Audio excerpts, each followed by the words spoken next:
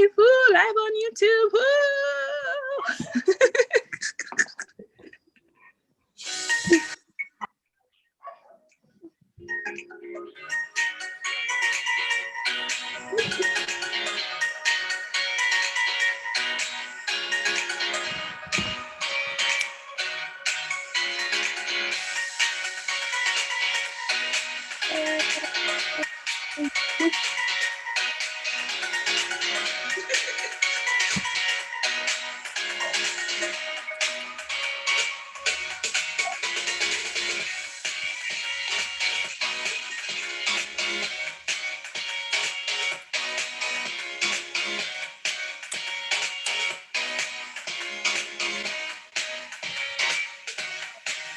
Hi, everybody.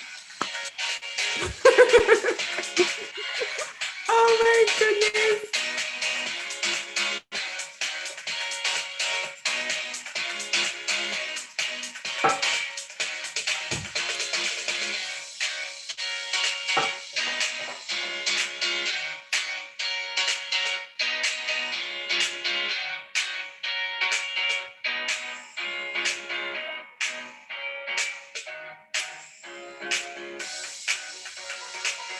Hi.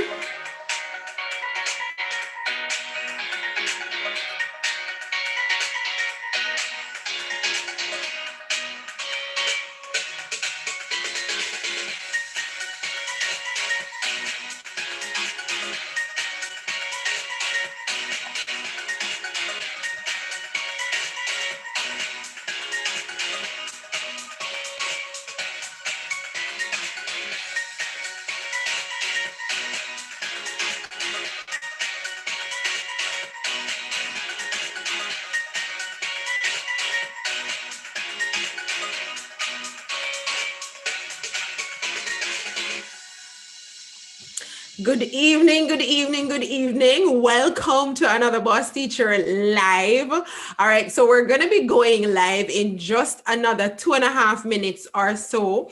I want you to take the time right now to click the link that is at the top of your browser if you're watching on your computer, or hit the share button on your phones and send this link to some people in their DMs on Instagram or wherever you are online, on WhatsApp, on Facebook. Share it and just invite fellow colleagues to come on over and watch this session with us tonight.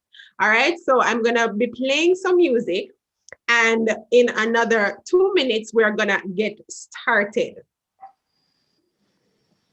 Here we go.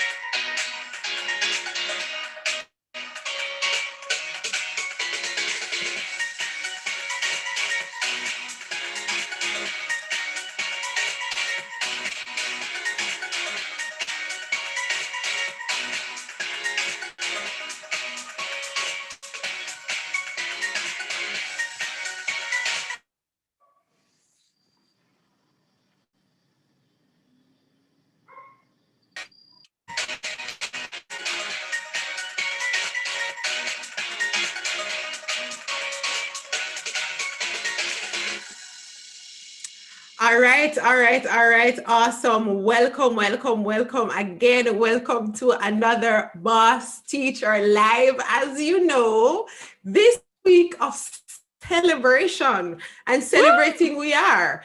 Yes! Woo! So we are at day four of just a week of amazing conversations with just amazing entrepreneurs, all of which are either current or former teachers and just crushing it in their respective fields. So today I have with me the multifaceted, the talented, and you'll hear why I call her multifaceted, you see? The talented Christine. And Christine is the founder of CEM Writing Services. Welcome, Christine. Hi, everybody. Thanks for having me. It's a pleasure to be here. Oh my goodness. All right. So for those of you who are watching, please jump in the chat and tell Christine hi. Just out of courtesy. Just tell her hi now. Yeah, tell her hi. Jump in the chat and tell Christine hi. Now, yeah. Christine, we met a little over a year ago. I think it may have been a year and a half, a year and a few months ago. And Christine was one of my guests on the Boss Teacher podcast. But guess what happened to Christine now? When I met Christine, Christine had a job.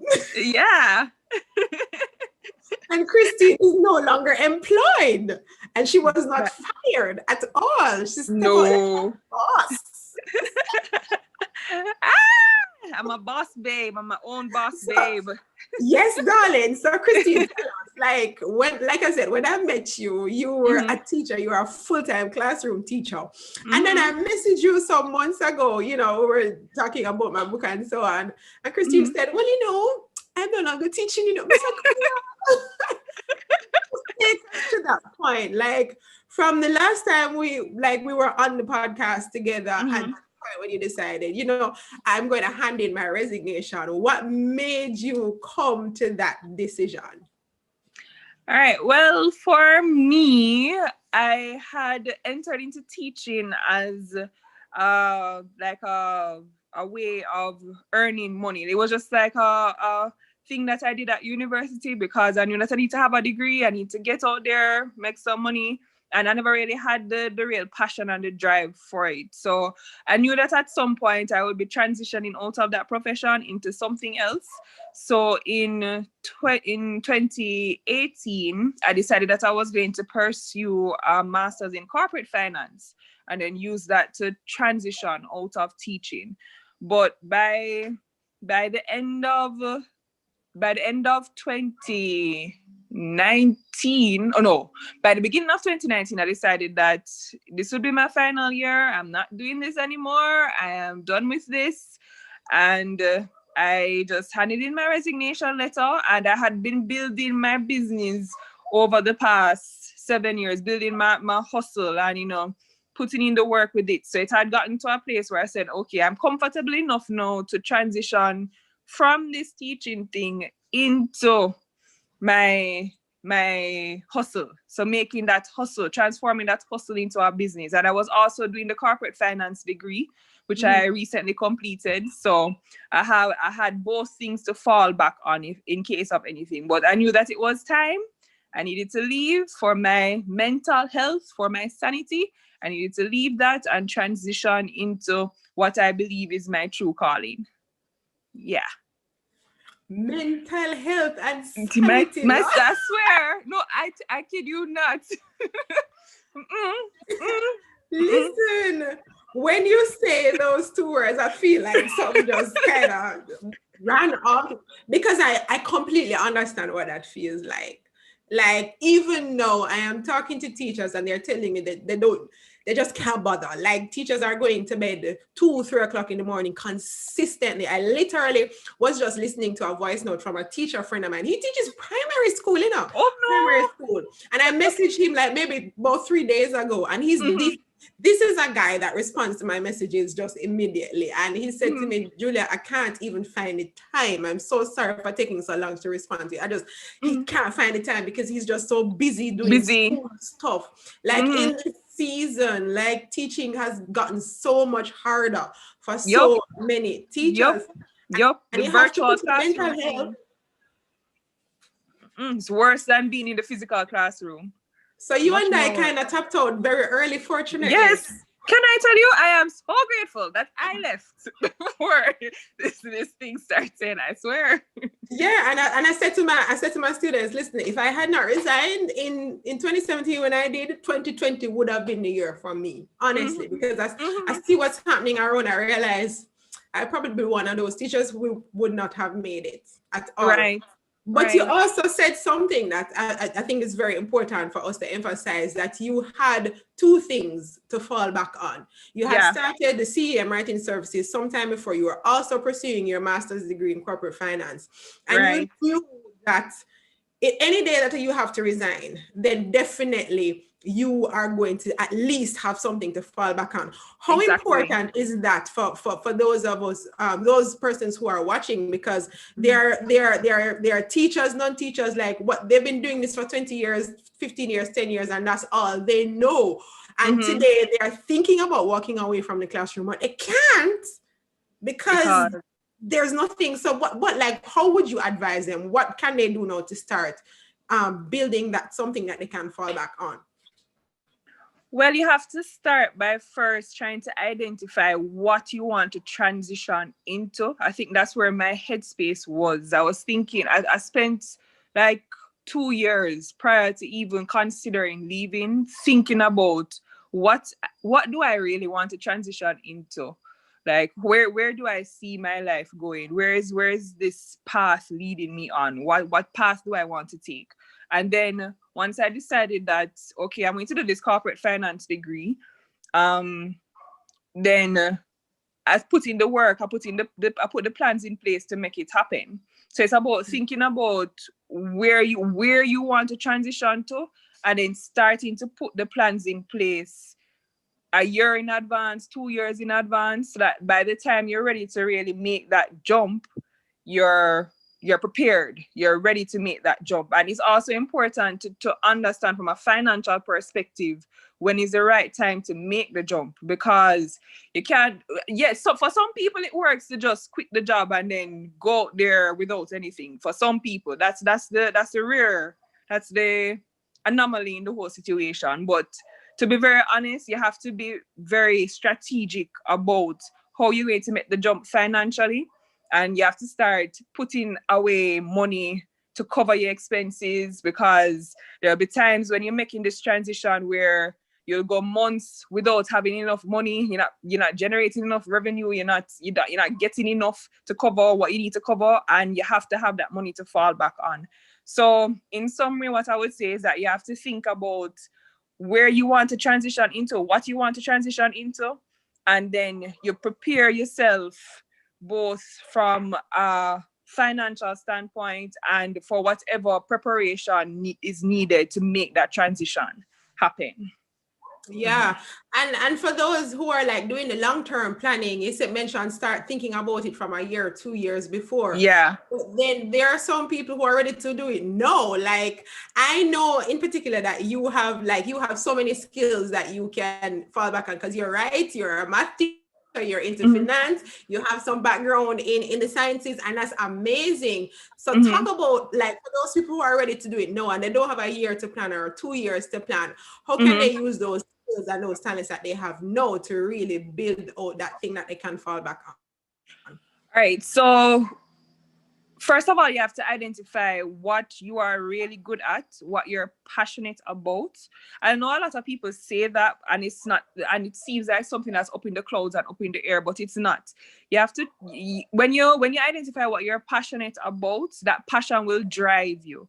And I think that when you identify what you're passionate about, you can then start planning how you can make that passion a career, or make that passion something that can earn you money. So if you want to make the jump now, start by thinking about what you're passionate about, and then start doing your research about how you can transform that passion, that skill, into something that can generate money. Because like with what you do, Julia, you basically you were a teacher, you're a trained teacher, or you transitioned your teaching skills into teaching people online. So you're able to build online courses and earn passive income from your online courses and build a whole brand around helping people create online courses and create online teaching careers. So it's about understanding the skill that you have and how you can transform that skill into something that can make money. So that requires research, that requires understanding completely what it is, what specific thing you're really, really, really passionate about. For me, that specific thing, even though I'm good at a lot of things, that specific thing for me is writing. So I've built a brand around writing and I earn income from writing. So yeah, that's what I would say. Yeah, because when I met you, you were like deep into CEM writing services, getting freelance clients online, and Yeah. today you're doing that as a full-time business. Yeah. So has anything about your business really changed in the past year and a half, 2 years that you're doing differently today? Like any progress, any transformation, anything that is different about how you operate today? Not necessarily because it's COVID, but just 2 years later, what is it like running a business, a writing business online? Well, the first thing I would say at the beginning of the 2 year mark, so in 2018, I officially registered the business. So it's a registered business at Companies Office of Jamaica. So when I did that, I knew that it was really time for me to seriously think about how to transform this from being a hobby and a hustle into being something that was actually a business. So I've spent the past 2 years trying to do that. I'm still not perfect at it yet. I'm not 100% there yet. But over the past year, I have been able to secure more clients through the platform that I use. Yay! And word of mouth advertising is getting me places, and I'm growing. The business is slowly growing because I'm putting in the work to get the brand out there. And in 2021, things are going to be even bigger and better. So yay. So I'd say that I over the past 2 years, I've gotten very serious about making this something that can be a business rather than a hustle. And I've also been growing in terms of client base and all of those type of things. Yeah. Yes, man, I like to hear the clients coming in. That translates into money. Exactly. Yes, Exactly. like that's what the business is about. Hello. Hello. So, and I know I'm looking specifically in the comments, and I see one of my teachers who I know is a writer. So I'm asking this question for her and anybody else who might be interested. What are some of the different ways as a writer, because you work online? So what are some of the ways that you can share with an audience as to how they can go about getting clients and writing projects on the internet? All right, there are two ways that you can go about it. The primary method that I use is to use a freelancing website. I use Upwork. Upwork is where 99% of my clients come from, to be honest. I'm trying to change that up a bit now, but I spent the past 7 years building a presence on Upwork. So it's extremely easy for me now to get clients on Upwork. And when I say clients, I mean good quality clients. But for somebody who is just starting out on Upwork, it will take a while to build your base. Some people may have to start out with lower paying projects and then build up from there. But I have found that a freelancing website has helped me tremendously. And there are many freelancing websites out there. Upwork isn't the only one. But that's the one that I prefer to use because I think it helps both clients and freelancers equally. The other strategy that you can use, which is something that I am doing as well, is to build your content marketing strategy on social media. And you have to understand who your target audience is and where that target audience, which platform that target audience uses primarily, right? So for me, I'm a B2B or business to business type of brand. So my presence is very strong on LinkedIn. And what I've begun to do is to develop what I call a content strategy. So I'm about creating content that brings value to people, helping people understand the value of writing, why writing is important for their brand, how writing can help them to help their brands make money, and all of those type of things. So when I do that now, and I'm putting out that valuable content, my follower base grows and I get more visibility, and it increases the chances of me getting clients that way. So I would say that somebody who is interested in building a writing business or using their writing skills to earn money, you can either go through a freelancing website, or you can build a strong social media presence by developing a content marketing strategy and consistently publishing valuable content that people will be attracted to. I know this girl, well, I don't know her personally, but I've seen this girl on Instagram. I think her profile is called Bab Writing, Baab Writing. If you look at her profile on Instagram, trust me, it's impressive. And I'm sure that Instagram is the platform that she uses to get clients, because it's very evident by the content that she puts out and the follower base that she has. Yeah. So you can follow people like that, see what they do, and see if you can replicate that for your target audience. And as I said, target audience, be very, very clear about who you're targeting. What if you're a writer? Not all writers are targeting the same people. Think about the brands that you're targeting, the demographics of the people you're targeting. Where are these people located? What are these people interested in? What are the pain points of these people? Why do they need to hire you as a writer? How is your writing going to help them make money at the end of the day, or help make their lives easier? I have to think about all of these things and then build a strategy around that. Boy, you just taught my entire class a while ago. Literally have a module in my business mentorship program that we touch on messaging. And the messaging that I share is who you serve.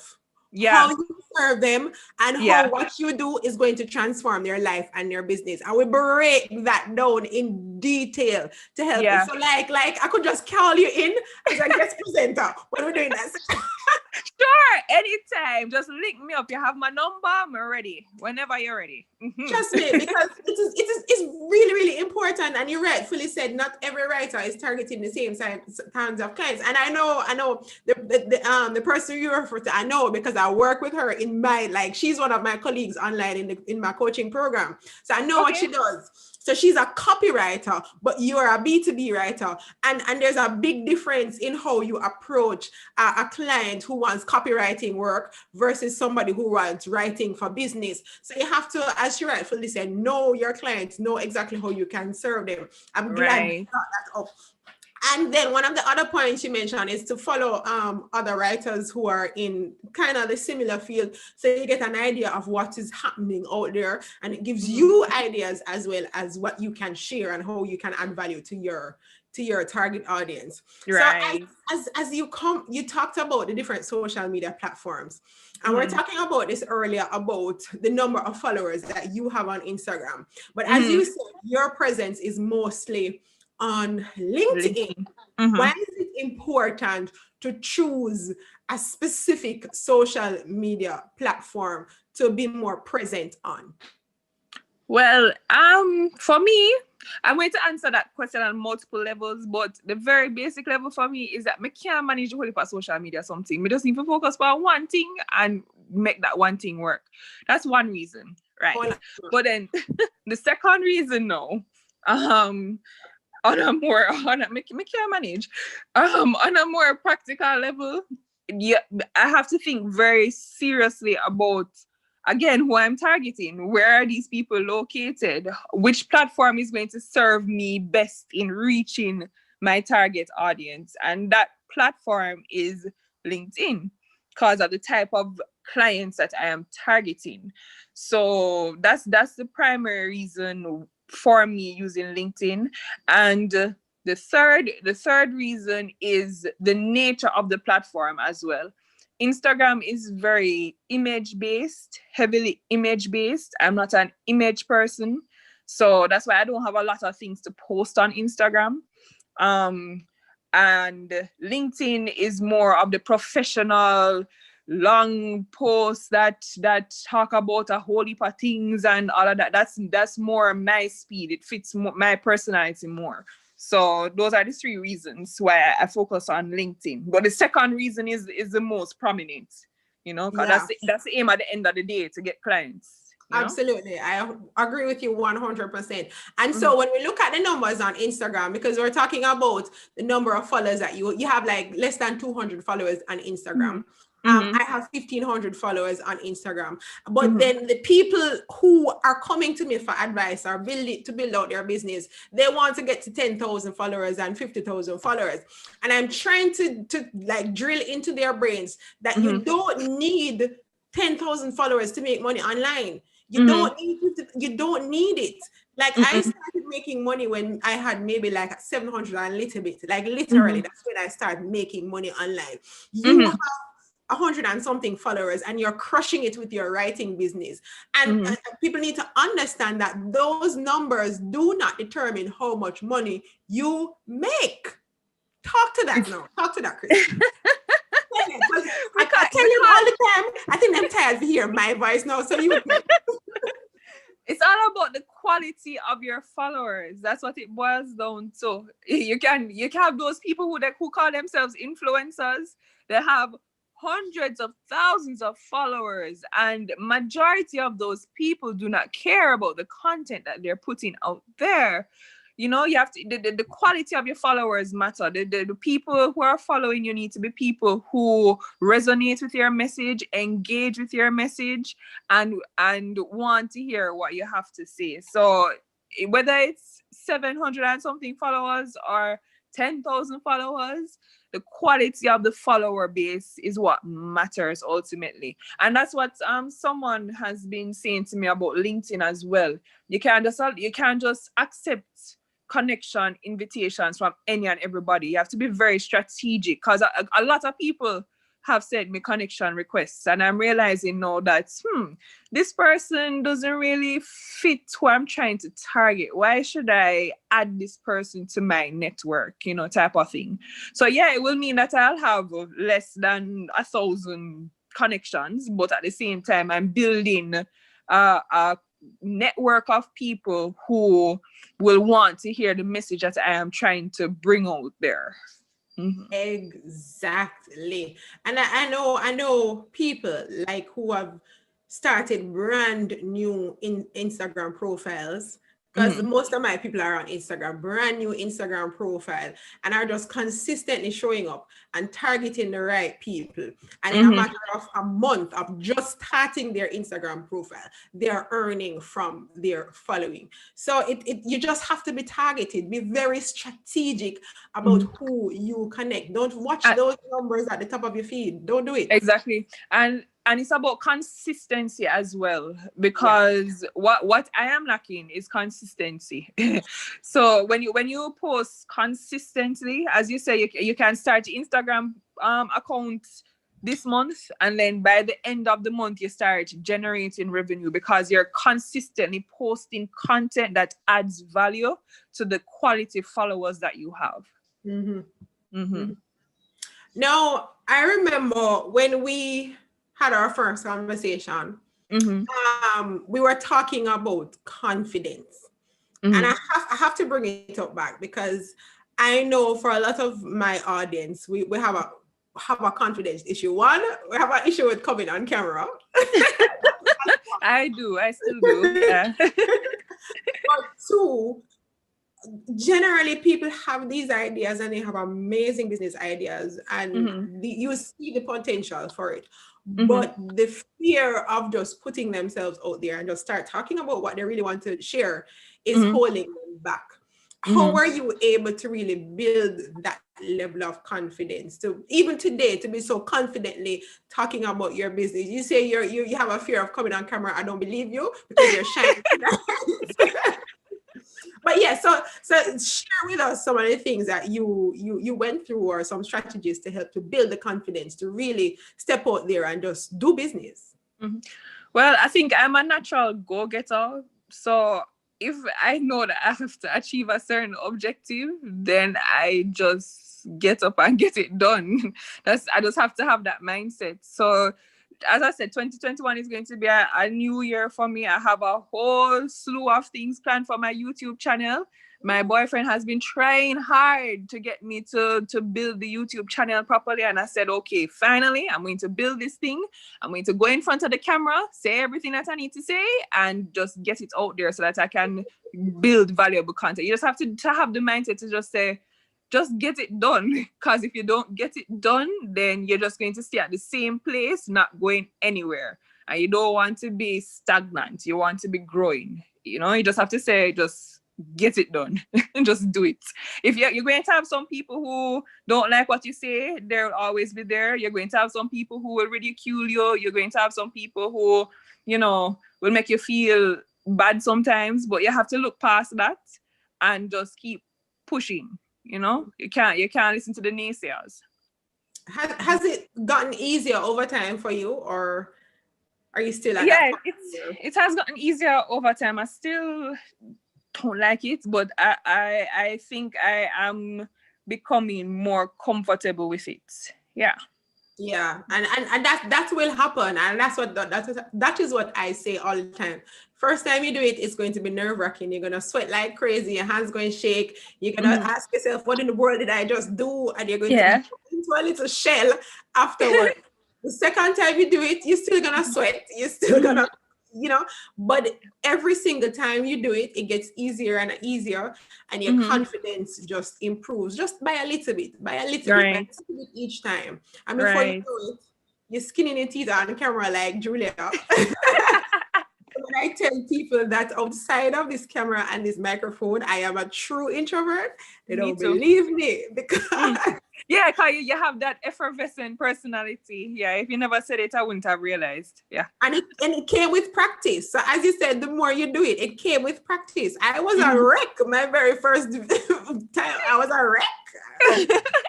Probably if I go back and look for that video, I don't know. I don't even know. But yeah, I was a wreck. But over time, you improve.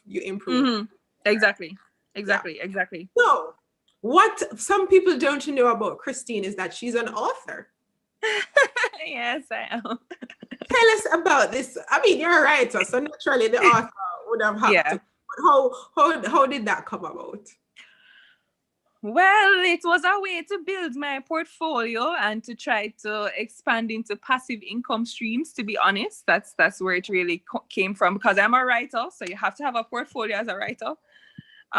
So what my very first book was actually written, I don't even remember how long ago it was. I think it's 2015.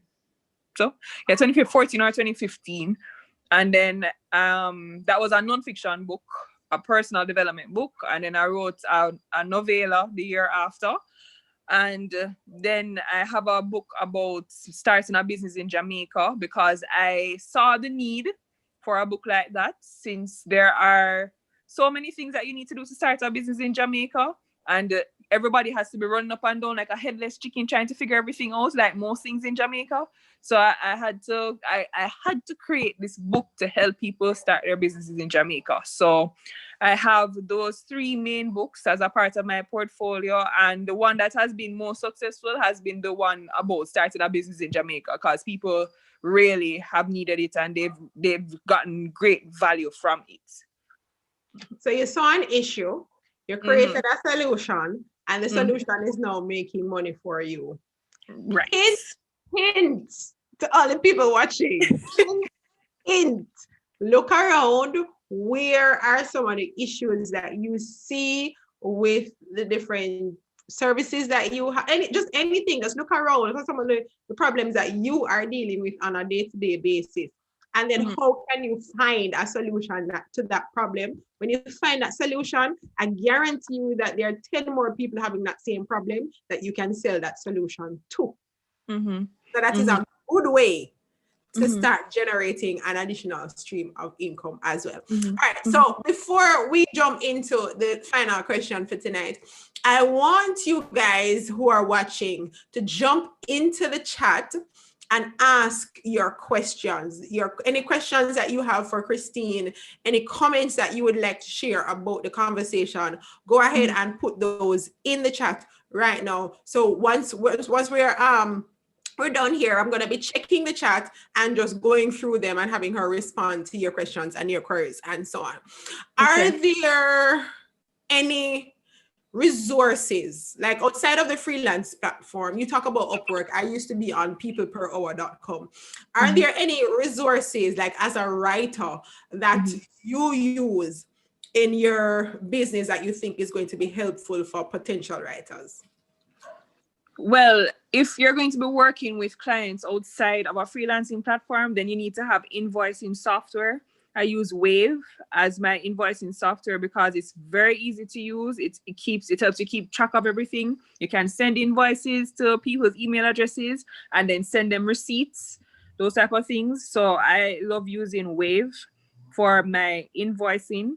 As a writer, every writer is supposed to know this, but I'm going to say it nevertheless. Google Drive is a godsend for writers.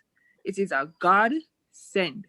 So it makes Google Docs especially makes it so easy to create content for someone and then have them give feedback in real time, and it just simplifies the whole writing process, to be very honest. So I highly recommend Google Docs and the whole Google Drive suite of products.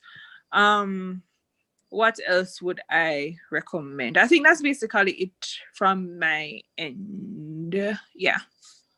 All right. So I'm going to jump into the chat to see if we have any questions coming in. I think they're paying close attention, because the chat is quiet and they're just like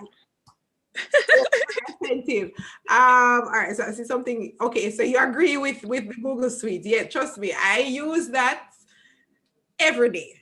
Yeah. Every day. Like Melissa is saying, like every day. As you rightfully say, it is a godsend. Trust me. And we were talking about Microsoft Office, and I'm like, what's that again? Yeah, exactly. I'm like, no, don't send me things in Microsoft Word, people. I don't use it anymore. I'm sorry. What is that? Oh my gosh. You guys have any questions for Christine? What is the name of the page? Oh, her page on IG. All right. So I'm going to put that inside of the chat right now. It's CEM Writing Services. So I'm putting the link for that inside of the chat.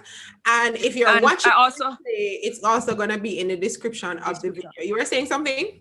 I also have a website. So if you want to learn more about me and what I do, the website is www.cemwritingservices.com. All right, so I'm going to pull that up as well. And I'm going to add that to the chat.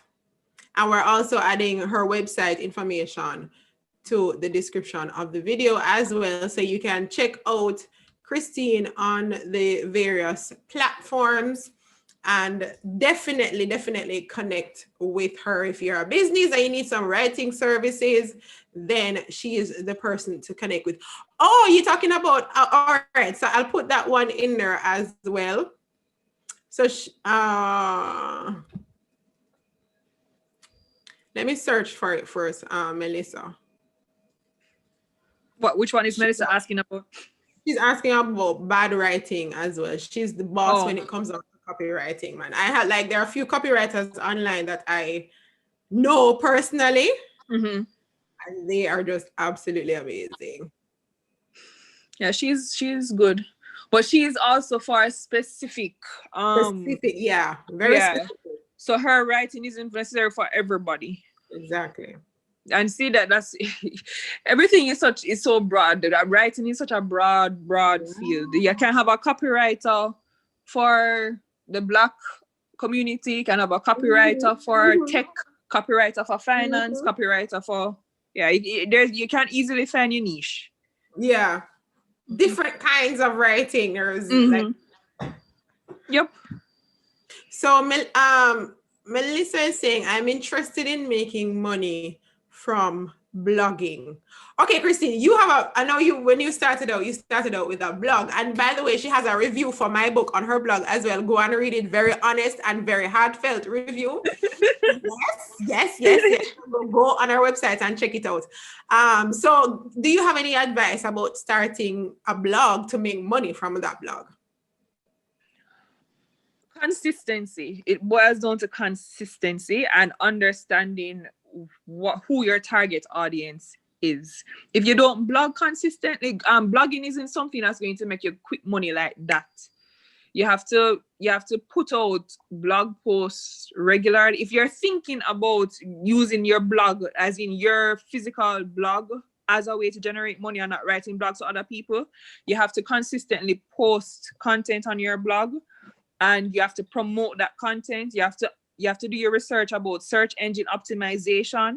You have to understand all of the moving parts that help make blog articles visible to people so that you can gain traffic to your website and then use that traffic as a way to earn money. But it's consistency, understanding the target audience, and understanding search engine optimization. Those are the three things it boils down to. If you want to create your own blog and then use that blog as a way to generate money. I think one of the ways that I know that is popular about making money from blogs is affiliate marketing. So depending on the niche that you decide to boil down to, you can find affiliate marketing products to connect with your blog. But that only works if you have traffic though. Yeah. So you have to get the traffic first. Traffic has to come first before the affiliate links can work. Because you can have your links there and they're not performing because nobody is reading your stuff to click on anything. Ooh, things frozen. Things I recommend for persons who are thinking about blogging is always have a product on the back end. Like have a different offer on the back end. And usually that product for me is an online course, obviously, but always have something that is, a high ticket, like at minimum $50 on the back end that you can sell. Because at the end of the day, the link clicks that you're going to get on the blog, as Christine rightfully says, if you don't have high traffic coming to your blog, it's not going to make you that much money. So have something on the back end that you're selling, and then use the blog as a way to generate interest and to gain the traffic to visit your website. Nowadays, some people don't even use website anymore. Like whatever links you see on social media goes straight to a landing page, and from the landing page to the email. So the website is like just another thing that is just there. Yeah. That's true. That's why it's important to understand how to craft our landing page as well. Yeah. Absolutely. All right. She says thanks. Any more questions for Christine before we close out tonight's session? Awesome. Let me all right, but the conversation in general, Christine, it was very enriching. It's like a lot of things that you said, like everything 100% agree with what you say, because like there are so many different moving parts when it comes down to online business.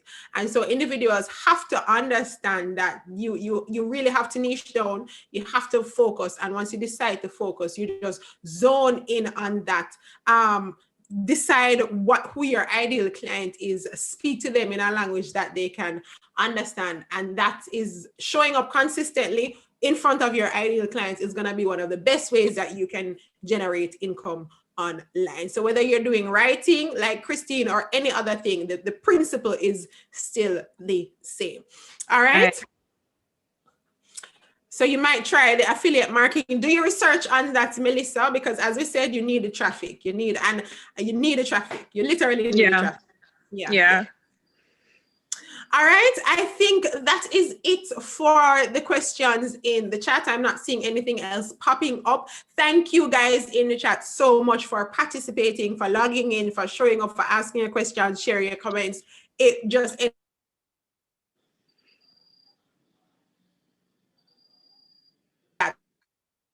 so much for being a part of the celebration, my 2-year celebration. I'm a toddler now, right? I'm a toddler. Yeah.